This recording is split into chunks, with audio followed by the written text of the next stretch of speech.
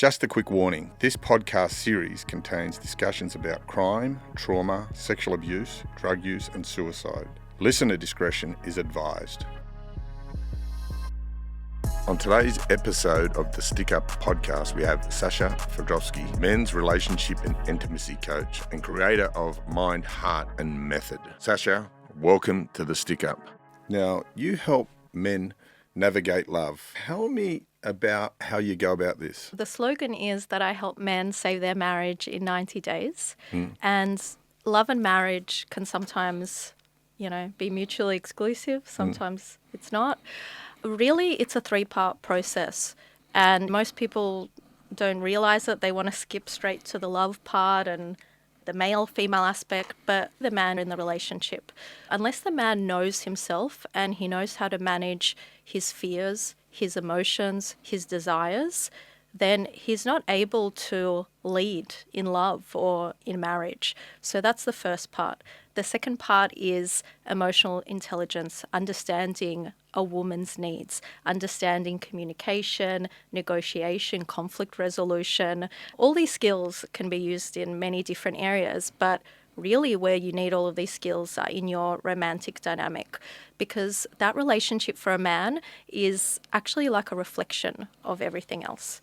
I've never seen a time when men are so confused about relationships, how they approach women. Yeah, 100%. It's a disruption phase, right? Australia, America, the UK, women can make money, they can have children on their own. They don't have this huge need for men for providing and protecting like they used to. So now men have to come to the table and start to develop this other area which they've never been educated on, and this is maintaining the relationship. I see men become very lazy.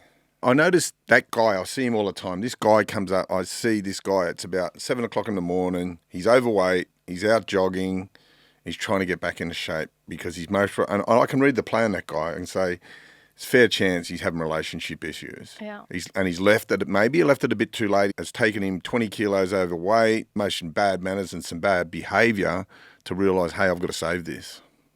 This is a biological aspect of a man. They're going to conserve all that energy until it's time for action, for problem solving. So this is when the time has come, because there's a huge rate of divorce, all these factors in society, and women want more. They're not going to just stay with a man because he's bringing home the bacon. But at the same time, women are also confused in the dynamic. So if we need to rediscover ourselves and renegotiate what this relationship is. Is it love? Is it marriage? Is it family? What is it? We'll use the word love. If this man is eating like this, if he's not loving himself, if he's lazy, if he's letting himself go, then he doesn't have a lot of belief in himself in a certain area. And the woman's not going to have a lot of belief in him. So her nervous system gets into fear. He doesn't believe in himself. He's got insecurity. I need to start pushing. The thing is, though, when they don't believe in themselves, they start projecting that. It's a common experience that I've seen through social media, through whatever. You see these people, the tag can often be haters. Yeah. You know what I mean? And they become projectionists and they start feeling shit. I was talking to a girl this morning. She was amazing. This really smart, really powerful, strong, independent woman from Melbourne. And she was talking about a previous relationship, how he started off this really nice guy, fit and healthy, lost his weight, put on a heap of weight. And she said, and all of a sudden he started projecting. I said, because when he met you, he felt good about himself. Yeah. And then he started to put on his weight and he started to feel shit about himself. And that's why he started projecting his rubbish on, oh, you're this and you're that. And challenging her past sexual exploits and started bringing up all these rotten things. I think it's common. Like I pull up haters all the time. I said, mate, you don't really hate me. You don't think I'm a fuckwit. You actually look in the mirror and see one. And you want me to feel like a fuckwit because you want to share your burden with me. What do you say to couples or men? What's the advice that you give to them, that sort of guy that's at that stage? Look, I love that you brought up projection. Projection is a big thing in a relationship for anyone who doesn't understand what that is, because obviously you've done a lot of work to understand what projection is and how it occurs. But relationships are basically mirrors of ourselves, these intimate relationships with people we live with. Like when a man first meets a woman, he's in love, he feels so good and he attributes it to her. It's a reflection of his own good feelings. As they get closer, she becomes his mirror. So the way he truly feels about himself inside will come back up. right? The newness is gone and you're just seeing yourself. But so you reckon it was always the way he always felt about himself, or? Yeah, look, we as humans, this is the psychology of it. We basically create our life before the age of 7, right? Our brain is a sponge. We're in this gamma wave state. We absorb everything. We learn the world's programs. And then we just keep repeating everything. We confirm it by our experiences and we say, yes, this is the way the world is.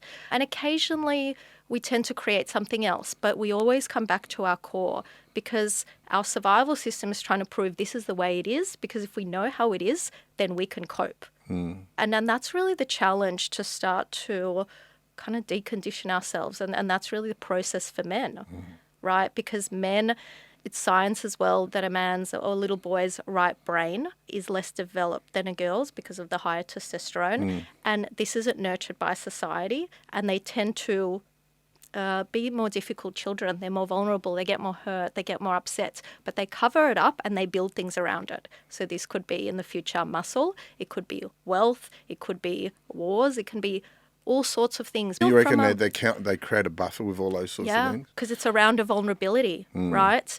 And now really the process for men is to understand how to use their emotional body, right? What is their emotional body, right? Instead of defend it or suppress it.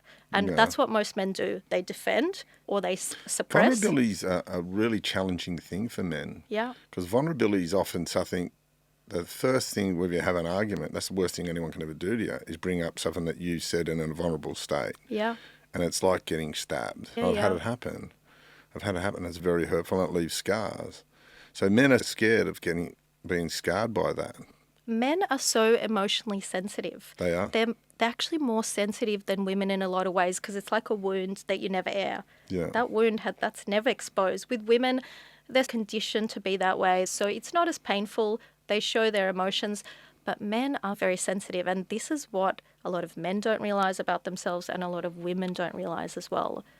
Yeah, a big part of what I do is about embracing vulnerability. I think there's so much growth for men in vulnerability. And a couple of things I want to touch on because they're dear to me. I'm going to be the face of some domestic violence stuff, anti-violence against women, that sort of stuff. Why is it, do you think, that men are violent? Because they are protecting a vulnerability. So if a man is to strike a hand against a woman or a child... Which is an act of a coward. And what you're saying, it's because of fear, deep fear. Deep fear. In a way, it's showing you're afraid of what this person is reflecting to you or saying to you. So yes, it's not an act of strength, it's an act of deep fear. Yeah. It's funny, because I do a lot of work with people in prisons, and you show me a person with a propensity for violence. You show me a person that's a serious drug addict, and I'll show you someone who's been exposed to some pretty serious trauma. Yeah. Because violence often is a coping mechanism of trauma. And that's how they act out. That was a question I was really interested to ask you because, yes, that's how I've felt as well. But have you seen that in all cases? No, not at all. Or some people have that just to... Here's a stat, right? They say 75% of pedophiles were molested as children. Yeah. I've got 21,000 clients. And my advocacy work I do with abuse survivors, and not one of them is a pedophile. So we dispel that figure. It's a load of shit. Not all men that have seen that intergenerational stuff, that's seen their dad punch their mother, punches because they break the trauma. They break the cycle, and they do it naturally, right? Yeah. Before we had all this information, and that's ideally what we're trying to do. So maybe your father beat your mother, and then you will say you'll never do that again, and you succeed. Yeah. But then what do you do with that emotional energy? No one taught you, so you go to work and you build an empire. And then you don't give your children the emotional connection that they need. So then that child will start drinking. It's like the bucket of water, isn't it? It's like that bucket of water with all the holes in it. We're trying to plug it up with different things, stop the water from getting... It makes so much sense. And that's that whole thing, and this is what I really want to touch on. I want to educate men to be better men. That's what my whole thing's about. It's about trying to educate men to be better men, better husbands, better partners, and just better human beings without violence, without drug use and everything like that. You and I talked about, because we met at Bondi Beach recently, and how do men approach women? Look, what you're saying is they're scared. Do not be scared, because when you have unmanaged fears, you will either go into fight or flight. So you'll either run away, you look at the woman from a distance, maybe whistle or do a few things, or you'll approach her aggressively in fear. And that's where the problems begin. So everything starts with just feeling your own emotions. How do I feel? I'm attracted to the woman. I want to come up to her. Come up to her in a way where you admire and you respect her and you just connect with her. The whole thing is it's not about tricks, right? They feel your energy. And when I met you and the guys that you're with, something I said to you, which me and my friend shared later, it felt so respectful. It was so comfortable to have a conversation with you guys. We were on the beach, bikinis, but it felt so comfortable. You shared a lot of things with me. We felt safe, right? There's a feeling of safety, and that's how an opening begins with anyone, a friend or a romantic connection. If you go in with this intention, right, it's all about intention. You want to overpower the woman. You want to show your friends. You want to put a tick on the list. Often, she can feel it, often right? blokes do that. There's a bunch of them. I can imagine how intimidating that would be. So that is overpowering, right? So it's taking away the woman's power. You're not empowering her. You're not giving her love. You're not giving her compliments. You're not giving her energy. So it doesn't matter what you say because she will feel what your intention is. See, I have a thing I do a lot, and part of I have 5 intentions for the day. Like I do gratitude and I do intentions, and some of that's just walking up to give someone a compliment. And I recall I was at Banger a few months ago, and I walked up to this woman. And I said, "I just want to say something. I'm not being sleazy here." I said, "I just think you are glowing. And she started crying. She goes, "That's the most beautiful thing ever." And she goes, "Can I have a hug?" I give her a hug, and then I looked, and she just kept on staring at me. Women love compliments. Women, we don't do all this to not be looked at. Women need energy. They're like plants. They want your attention. They want your energy, but they want to feel comfortable. They want to be lifted up instead of being put down. And when a man comes in with fear or a need to possess, he is putting her down. Yeah, I believe that. I just want to say for the guys that are married, it doesn't change when you get married. You always need to know how to approach a woman. It is one of those things because people lose touch in relationships. They forget what started it, don't they? They forget. You talk of the honeymoon period. How do you maintain the honeymoon period throughout a relationship? Look, the love doesn't fade. Once you have a connection with someone, it doesn't disappear. That's complete bullshit, right? But when you have a connection with someone, what happens once you get close? It will start to feel vulnerable because it brings up all your childhood trauma. So that mirror. And people close up, right? They either become roommates and there's no connection anymore, or they start the battle, right? It becomes explosive, aggressive, things like that, too passionate. So you have to stay open. You have to keep looking at your wounds, keep that door open. And you will always have that connection, right? It takes time, takes work. It's like a business. If you don't give it energy, it's going to go downhill. It's the same thing. I hear the terminology, she's my better half. I'd like to think that I'm a complete person. I don't need a better half. And I've worked so hard. Someone says that I take offence to someone calling me their better half because I'm complete. I'm complete. I don't need another half. I'm full. How does that play out in a relationship? What happens when one wounded person... What about 2 wounded people meeting up and forming a relationship? How does that pan out? We are all wounded people and we connect and our subconscious finds that exact right person for us. It's not coincidence. It's not a random person. It's the exact right person for us to bring up those wounds so that we can heal them. This is biology. This is human nature. Do you think, but I've done a post, and I believe in this, and I say this, she is not your therapist. Yeah. What do you say to that? If she's your therapist, she's going to start to feel like your mother, and you'll feel like her little boy, and then you won't want to be intimate anymore. That's when the problems begin. Of course, she wants to nurture you, she wants to support you, but once that kind of therapist-teacher dynamic happens, the man doesn't like it and the woman doesn't like it either. Yeah, because he'd feel a bit intimidated by that, wouldn't he? Yeah. I've seen it. But in saying that, I believe this, a good woman can save a bad man. Yeah, but he has to want to. He has to feel inspired. He has to take that step. Look, the men that work with me, it's not like this. It's an easy thing. It's not something they've always dreamed of. They want to reveal these things. They want to do it. No, it's uncomfortable for them. But they love this woman so much, they don't want to lose her. So they realize, okay, I have to do this, right? So she inspires them to look at their wounds. Okay, she inspires them to look at these things that they're not good at. They might be really skilled in their business, whatever, in athletic, whatever it is for them. And they've got weaknesses that they just don't want to look at, right? But that woman that he loves, she's forcing him to look at these things, Yeah. right? His emotional intelligence, how open he is, how avoidant he is, bad habits, things like that. So he's forced to do it. Otherwise, he wouldn't. This is called evolution. This is the next step in Yeah. human evolution. It's like a higher power making it happen, isn't it? It's like that driving force. It's a driving force. That's what we are. That's how we came into this world, this tension and a driving force. I can recall when I was a kid, I'm from a low socioeconomic area called Mount Druitt, and a lot of us getting in trouble. But there was a bunch of kids that never got into trouble. They got into trouble, but they hit an age. And I look back on it now, and I can look back and I can say the common factor amongst them not getting in trouble was they met a good girl. That's very common. Look, I've interviewed quite a few men who have come into a lot of success, but that was not their trajectory.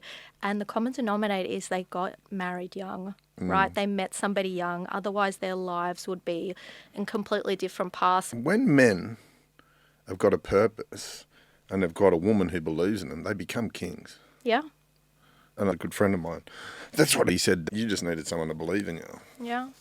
And he said, and I think that's what you're always lacking. And he said, but when the right person did, that happened. That was Mary. But do you feel that if you met the right person back then, when No, I you were wasn't really, ready.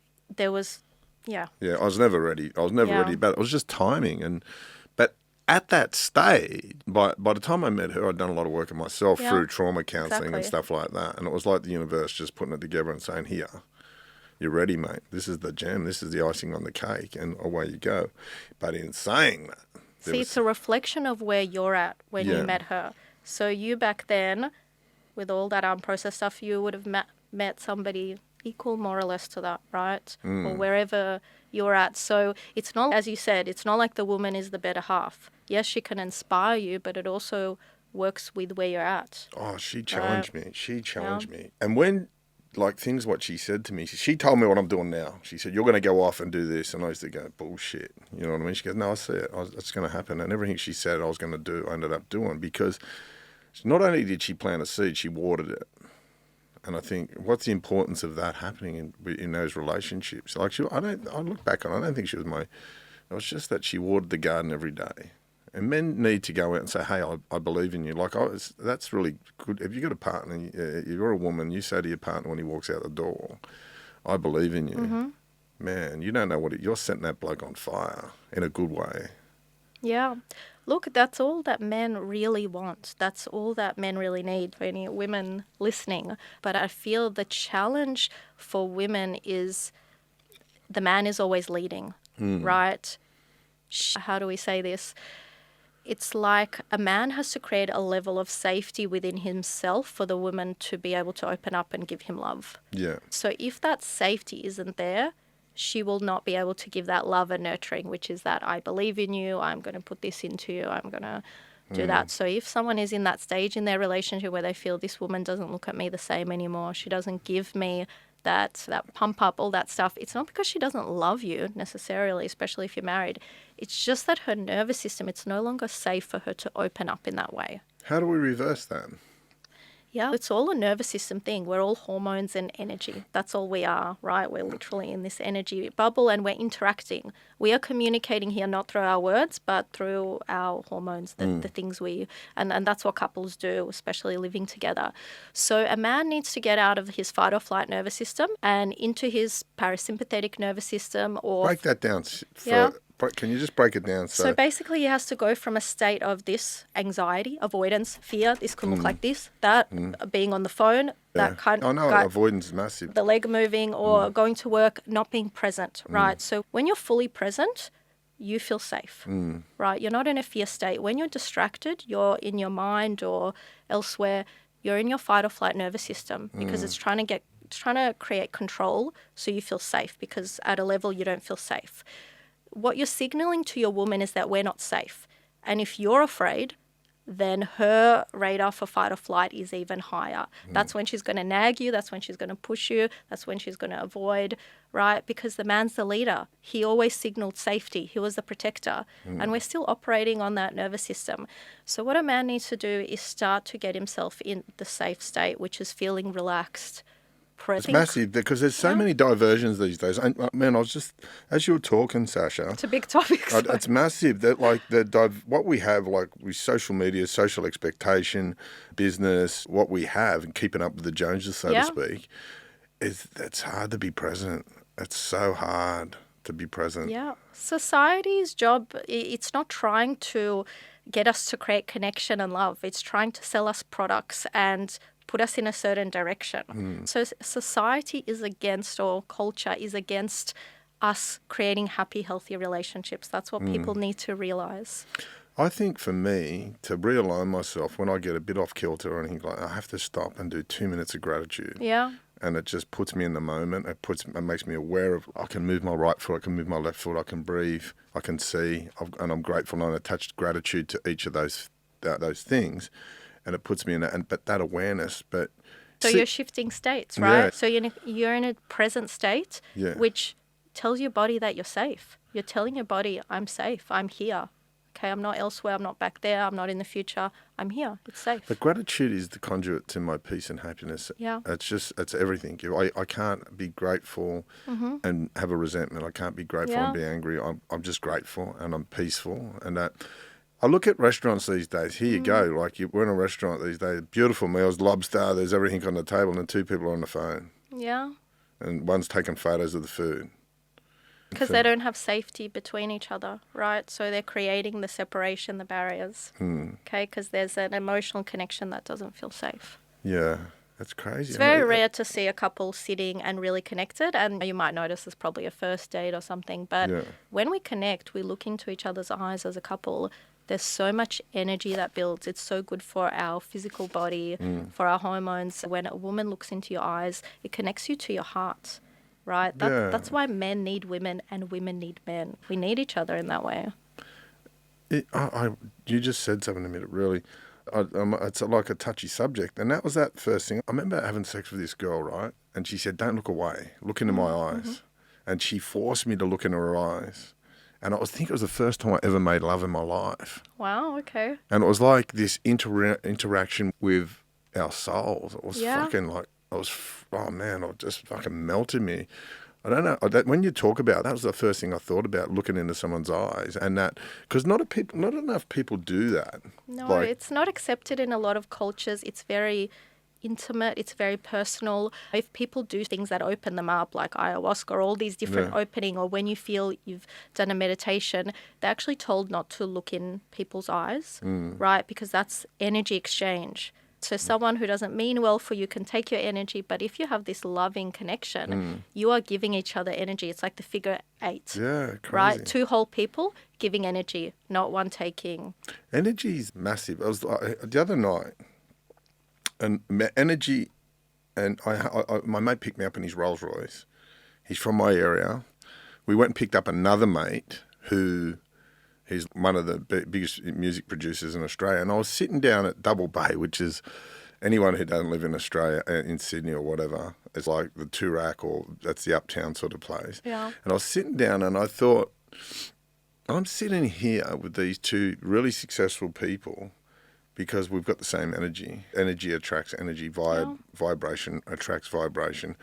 I wouldn't be able to be sitting there maybe 10 years ago because my vibration wouldn't have been nothing like theirs. I wouldn't have had nothing. And the conversation was all business related and progressive and really caring too.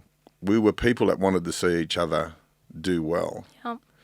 And relationships, and when they become competitive. I experienced someone recently, it was just fucking about competitive. I was like, I'm going to outdo you. Everything if you've done something, I've done it better. That's the old way, kind of 10, 20 years ago. So we're moving into the next stage of the heart connection, right? We're moving from transactional, competitive relationships to connected relationships in all areas, right? That's where the world wants to move us to. But there's a bit of a disruption stage. What are disruptions? Tell me what are disruptions from that happening?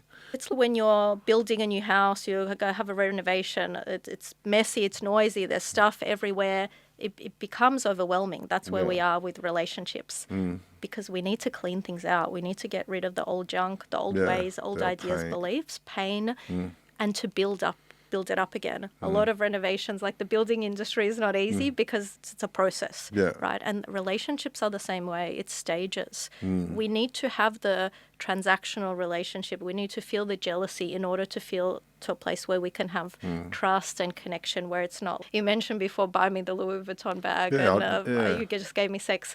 That's a transactional relationship. Yeah. I get a lot of insight into people's relationships, but mainly from the man side. People don't know the ins and outs of other people's relationships, even if it is your best friend, if it's your parents. Most people only know the scenarios of their relationships, okay? It's a big mystery to everyone.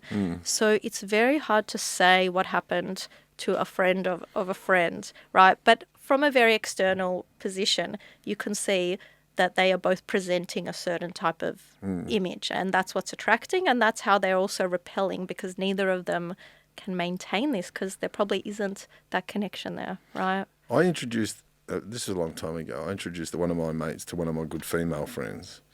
And when they went through a breakup and everything like that, his version of events and her version of events were two different things. But when she showed me the text, I was like, far out. It's always completely different. It's completely different what you said. And that's what people do. Everyone has their own truth from his perspective, even though he thought he was being his best self, she thought. That's the miscommunication we have, because we don't see ourselves, right? We just project, as you said. Yeah, it's that projection thing. I done a post about it today, and I project. And when I'm feeling good, I want you to feel good too. And when I'm feeling shit, I'm a bit different now because I've done the work on myself. And I don't know if I ever was that guy to go, I feel like a piece of shit, so I'm going to jump on somewhere and tell you're a piece of shit. I don't think, because when I felt like a piece of shit, I used to use drugs. Yeah. And I didn't, when people don't use drugs, or they have more, well, sometimes the drugs make them even worse projectionists. Do you know what I mean? That's suppressing, right? When you want to put that energy, that painful energy out on someone, you just want to get rid of it, or otherwise you suppress it with drugs or just some way to get rid of that toxic energy inside ourselves. So tell me, what's the process? Some guy comes in, he says, Sasha, I'm going to lose my marriage. It's fallen apart. You know what I mean? I'm whatever. What's the first step? Yeah, so usually a man will never say that, right? No? And a man never really wants to admit his fault or what's going on. He may not see the scenario, but he has a feeling that something is off. He's not getting the love. His wife is saying she's giving him an ultimatum. The first step is to actually identify what the problem is, okay? Because most men want to jump to the solution in order to avoid feeling the pain of the problem. So the first step is just to actually understand what the problem is. So you reckon they preempt, you reckon they're preempting, seeing the pain coming towards them, and they're trying to cut it off before it happens? Yeah, or they're experiencing it, right? Look, women usually file divorce or ask for a divorce. They've been thinking about it for at least a year, right? And there's all these signs going on. But men, to avoid fear or pain, they will suppress or avoid, right? It's like when they had to go into battle or when they had to hunt, they had to suppress the fear in order to get the job done. And that's what they're doing today. They're surviving life and they're avoiding the look on their wife's face. We live with this person, we feel them, we know what's going on. So avoidance is really the biggest killer of relationships for men, right? Avoiding the signs because they're there. So the first step is just to acknowledge, right? To speak, to be able to share the hurt. Okay, I love my wife. I want to stay in this. That's the first step, right? That's the first step. And then we start to get to, what do you want? How do you want your relationship to feel? Most men don't have a vocabulary of feelings, and they can be very educated. They don't have a vocabulary of feelings because they were never taught. If we don't know the word, we don't know what it is. Yeah, labels, yeah. Yeah, so good, bad, right? But women feel. They feel in colour. Women want feelings. So that good, bad isn't going to work. So it's understanding your emotions, developing your emotions. How do you manage your stress? Do you run off to work all the time? Is your wife hasn't seen you for 10 years. She hasn't known you for 10 years, right? Meanwhile, the man thinks he's doing everything for the family, right? So there's this misunderstanding. So it's actually working out what's going on, understanding what's happened to get to this point, understanding her, understanding you, understanding your energetic blueprint together so you can have lasting connection, learning relationship skills, emotional intelligence. Because you mentioned before, if a man doesn't have a purpose or a mission, nothing happens. If you're not passionate about something, she can't feel you. There's no connection. I remember being in prison, and I used to watch these prison officers, and they'd just be mean and horrible to people all day long. And I used to think, man, you can't maintain that. You cannot take that home. You can't go out that front gate, disassociate, and go back to being a good guy. And I used to watch these guys fall apart all the time. I used to watch them and get more angry. You'd find another officer say, "Oh, mate, forgive him for that. His missus just left him." And you could say, "I know why." And I dare say it happens a lot in the police force where you're seeing some horrible things and everything like that. And you can't, that whole disassociation, because there's a lot of disassociated Big issues in the police force with a lot of men who a lot of problems and domestic violence amongst police officers. It's the same in the corporate space, right? Look, I also work with a lot of men in corporate. So once we do the relationship training, your productivity skyrockets because you're not suppressing all these negative emotions. When you're in trouble and you go to court and they go, what am I going to get? Because it depends how good the judge has got sex last night. You know what I mean? He'll be kind if he did, and he'll be vicious if he didn't. That's that whole thing with men. There's such a big problem. And you touched on something there before about being avoidant. Jail's full of avoidant men. 100%. There are people who just avoided and suppressed emotions and feelings through drug addiction because whether it's trauma or whatever they went through, that's really, when you said that, I thought, fuck, I never looked at it that way. I never looked at how that's a big tag in there, and a lot of people, it's overlooked. Do you know one of the best ways to avoid your negative emotions? It's not productive, but it's high dopamine or high adrenaline. Yeah. Right? And then it's also the business people and the ADHD people, right? Yeah. And that's really what ADHD and all these things are. And it's very common for men, masculine men. They're all, it's a similar thing because that emotional vulnerability, no one's ever taught you how to manage it. What do you do with your negative emotions? So the best counterbalance is feeling that high from the dopamine hit, whether it's a crime, whether it's aggression, whether it's car racing, stock market. It's all the same. It's the same chemical. It's a chemical we're addicted to. We've just been through Christmas. Christmas is a hell. I hate Christmas. I'll tell you why, because that's when I got to rest.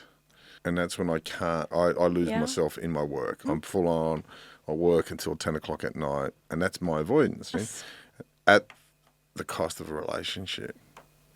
It's crazy when I think about that. For me, I come home from prison and I didn't like being touched.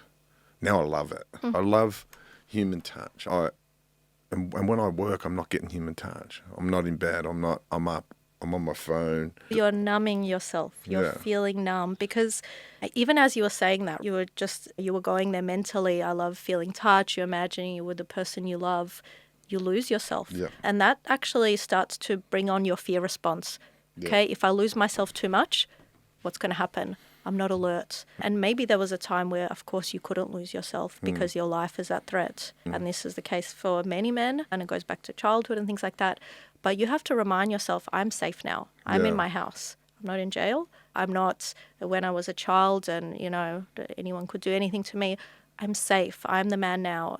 This is safe. It's a reminder. It's coming into the present moment, right? That's where the connection is. Why do people take drugs, especially things like ecstasy, all that stuff? It switches off our amygdala, the fight or flight, brings us into our heart. This is how people want to live. You can access that in love with your partner, in connection, And that's that whole thing.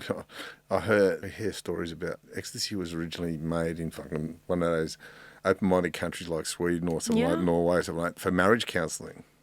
Yes, and they made it illegal because not enough people were going to the war. There was not enough people were signing up to go to war, so that they made it illegal and they brought in different types of drugs. Right? Amphetamines and stuff like that to make people want to go to war. And people didn't want to buy things anymore, right, around the 60s, 70s, less consumption. Okay, they wanted to connect, they just want to experience life. The other things make people want to consume. it connects us to our ego as opposed to our heart. So different things activate, but we can create all these chemicals within ourselves. We don't need the substance. Let's talk about ego. How dangerous are they in relationships? I guess the ego protects us when we're young. It keeps us safe in the world. It gives us rules, framework. But within a relationship, if we feel we need protection from our partner, we don't have connection, and it creates battles or it creates avoidance, right? And we project as opposed to really seeing what's going on. My ego made it impossible for me to say I'm sorry or I was wrong. Yeah. And the importance of that, and like I said, I experienced something recently, and it was like that person couldn't say they were wrong.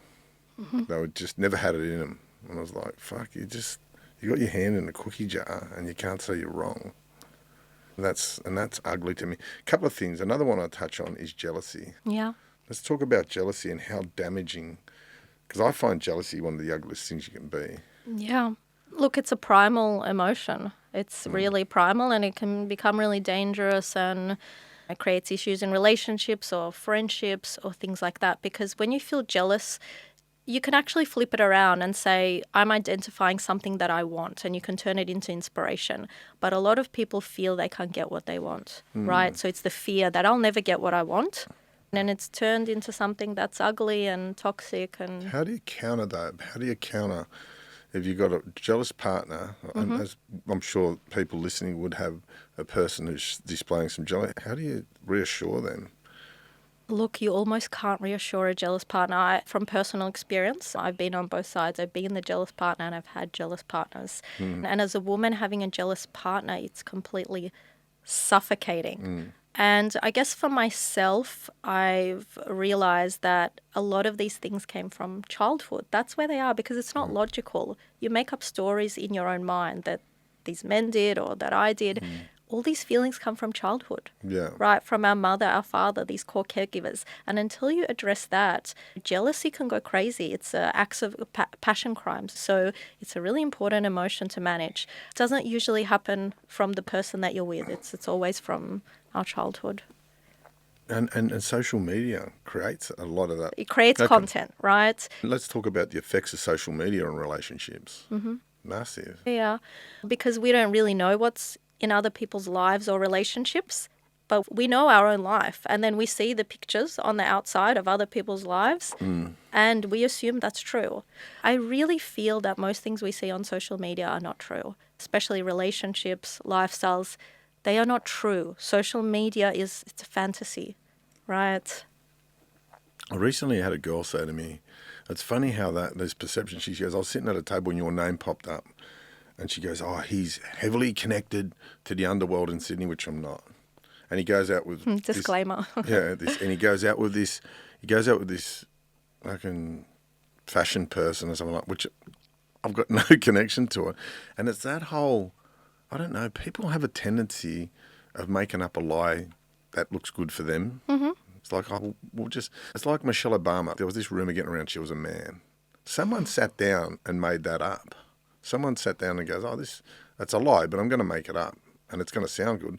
Next minute, a quarter of the world were checking her Adam's apple out and checking her hands, and is she or isn't she? You know what I mean? And if she was, she obviously couldn't have children, but what does it matter? Why do people need this thing to be able to hang shit on someone or... I don't know. It's avoidance from our own stuff, right? And it's like when we can be lied to, look, that's all the ego and the mind, right? Because we can energetically feel truth. Like I've listened to some of your interviews, you're a good reader of people. When we clean out our own junk, right, when we become present, we can feel what's true or what's not. It's when we're in so much delusion, we're suppressing our own emotions, we're using substances, our mind is clogged. Anyone can feed us anything and we believe it. They can manipulate our emotions, right? And that's what social media is doing to a lot of people, because there's just a lot of content everywhere. I've got a couple of friends of mine, business people, and they'll bring me along to a business meeting and I'll say, can you tell us if this bloke's shonky or not? And I'll pick him within a minute, because all that prison, I lived with some pretty shonky people, and most of them were prison officers. But that's that whole thing that I don't know. We live in a world And where is it body language? Is it a feeling? What the is vibration. it? It's an energy. It's a feeling. Yeah, it's that vibration. I know this guy's no good. Yeah. Look, it's sometimes people, I read body language as well, because when I work with men, usually when they're in their mind, when they're not sharing what's true, they'll look backwards, right? So they're going into a head I hope for I'm not reference. looking backwards. No, Am I going? you're connected, you're present. And that's just normal. I tell them, close your eyes. So, you know, so you connect, right? But really you can feel a person's energy. And anyone can, especially when you live with a person, when you sleep in the same bed. If your wife has been cheating on you for 10 years and you don't know, you have been avoiding her for 10 years and vice versa. That's a good... And she is crying out to you and usually when, especially in the affluent areas, right, it's very common for the wife to leave with someone maybe not as prestigious or something outrageous because she's trying to get the guy's attention. He has been avoiding her for that long and she's so deprived of attention, she wants an emotional reaction from him. Right? In other parts of the world, it's different, right? Yeah. But it's always the same thing, right? We want energy and we want emotion from the person. If you're going to scream at your partner, if you're jealous, you want to feel their love. And you're happy to get it in a way Do you where... think that jealousy sort of that sort of a thing is a cry for attention? Yeah, love me. Why do you love the other person? I'm going to force you to love me. Give me your emotion. I'm going to upset you so much. I'm going to make you cry. I want to feel your emotion. Right? That makes sense. This is common. So my background is Eastern European, Russian women, Ukrainian women. They love men from hot-blooded cultures. Give them Arab men, give them these crazy, passionate men who seem aggressive. They love it because with Eastern European, with Russian men, they're very cold, right? So women always will want emotion. When they have too much of that, they decide, okay, let's go to Germans. Let's go something a little bit more settled, right? So we're all looking for love and we're trying to get it in the best way that we can find. And sometimes we have to go through a few things to realize, okay, I want a harmonious love. Yeah. Okay, I want a balanced love. I see that in guys. I see it in my I just see my friends, especially the single ones that just want peace. This is this whole thing. Do you want to be right or do you want to have peace? Yeah. And I think in that quest for peace, I think men a lot of times and women settle for second best. Yeah. They settle unsatisfied because they think they're getting peace, but they're not. That's the issue in most marriages is a man will stop being the leader and making hard decisions and saying what he feels because he wants that peace. He can't deal with it. We're talking the opposite side of the equation. And then the woman feels that he's weak now. He might be the man at work, out in the world with men. He's a man's man. Yeah. Okay? At home, he can't handle the noise anymore. So he'll just go with whatever happens. The connection dies. So you have to ask yourself, do you want peace or do you want connection? But it's been my experience. The fucking mate, you get some women just don't let go. You answer a question. And it's like, why did you come to that conclusion? I've just told you how I feel about it. That's just how I feel about it. And I won't cop it as that's how you feel about it. But why do you feel about that? Well, I've just told you how I feel about it. That's why I feel about it. That's my answer. That's my definitive answer. So she's pushing you, testing you, you know. I feel sad about it. Why do you feel sad about it? Because that's how I feel. And that's just the different ways that men and women communicate. We're different biologically. We feel differently. We perceive. A lot of men are actually colorblind, especially very left-brain men. So they literally see the world. They literally see the world differently. Yeah. Right? And women see the world in color. They're on a 28-day cycle. Each day, different feeling, different mood. Men, 24-hour cycle. Black and white. Yeah. No, not everyone, obviously, but overall, that's the masculine and feminine energy. So the challenge is to acknowledge our differences, but not be like, oh, men are like this, women are like that, and start to learn and understand, right? The next step is learning and understanding. That's called evolution. What do I do in that scenario when I say, hey, listen, I feel sad about that scenario? And she goes, why do you feel sad about it? Like, where do I go from there? So with these scenarios where you're telling me that this is a scenario, we learn nothing through communication. What is the energy of the scenario? You need to step into the woman's shoes in a way. Yeah, Feel you're her, looking at yourself, right? She's got Dior's on. So not you looking at her, but you can let's try this now. Let's do it if All you're right, open let's to go, it. let's go. So I want you to close your eyes Yeah. and I want you to imagine the scenario and Yeah. imagine the woman and she's... And I'm her, is that right? No, you're yourself and Okay. she's her and she's saying, oh, but why do you feel this? Why? She's pushing Mm. and you just want your peace and you just want it to end. I want you just to pause this movie for a moment and I want you to close your eyes and I want you to imagine that your soul, is now going into her body, right? Your energy or whatever you are, right? Your mind is going into her body and you're in her body, how she feels. Just imagine, it's imaginative activity. Imagine you're her and you're looking at you. Okay. What is it that she wants from you in that moment? And I'll I feel into it reckon with you. straight away she wants to be heard. That's what I'm hearing. Okay. Well, why don't you just take a little bit more time, right? Because you answered that really quickly. Yeah. So I feel it's the mind coming in to protect you from actually feeling the feelings of being her. Okay. And that might feel vulnerable because she might be in pain. So I just want you to allow yourself to feel her feelings, to be in her world looking at you. And from her feelings, what energy is she wanting? What is she wanting from you? Obviously, that comes straight away. She wants to feel safe. Yeah. So as I feel into it a little bit with you, she's pushing you, so you're not giving your energy. So the way you deal with things is you preserve your energy, right? It's like you will push it away. And she wants it. She wants the connection. She wants it. So what she's saying to you is not about the thing she's saying. That's why communication, verbal communication between men and women is bullshit. They're saying different things. What she's saying to you is, I want you to give me your emotions. I want to feel you. I want to feel your presence. I want to feel your emotions. And what you're doing, you're looking at it logically. She's attacking me. She's trying to take my energy. That's how I felt. She's aggressing. She's aggressive. Yeah, that's how I felt. And you need to, as a man, you need to take your energy away from that because if a woman's aggressive to you, well, what are you going to do? Yeah. So it's very energetic between men and women. Yeah. There's nothing logical about it. And so essentially this is what I teach very logical men to do. Okay? That's the only way men and women can connect. Otherwise, through energy, is that what you're saying? Through energy, and I guess it's a way. They're tools to use emotional intelligence, especially if you're very left-brained. Tools to feel another person. You can do this in a business meeting, understand what a person wants, conflict resolution, negotiation, all these things. But where we're always needing to manage conflict and differences is male-female relationships in the house, right? I could talk this all day. I love this conversation. A lot of content. So much. Nobody knows what's in another person's relationship. This is a topic we just don't get, right, at all. But Sasha, hey, thanks for being on Stick Up. It's been a pleasure. I love the work that you're doing.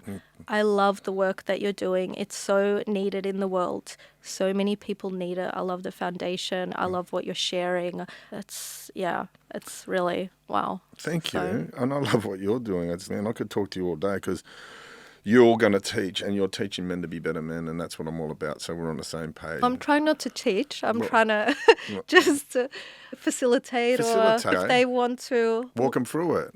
Ask questions, but yeah. It's been an absolute pleasure having you on here. I could talk to you forever and a day. Thanks for having me. Thank you.